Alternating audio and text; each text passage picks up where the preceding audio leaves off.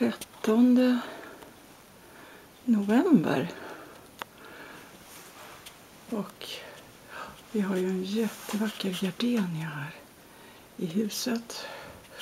Och sen är jag faktiskt på väg ut i trädgården för att visa något ännu mer fantastiskt. Vill bara passa på här också och fota våra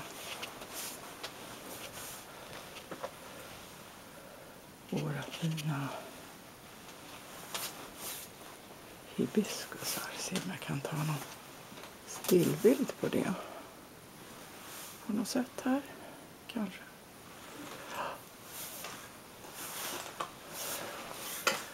Sen då så ska vi bege oss till trädgården. För där har jag nämligen sett något helt otroligt idag.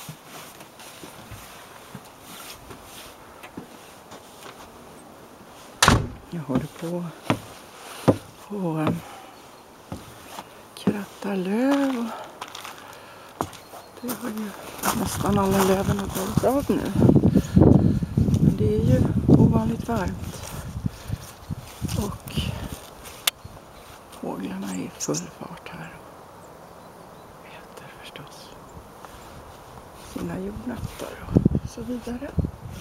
Men här har jag sett någonting helt otroligt. För vår prakttry tror nämligen att nu är det sommar.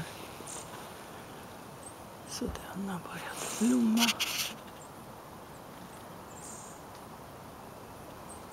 Helt otroligt nog.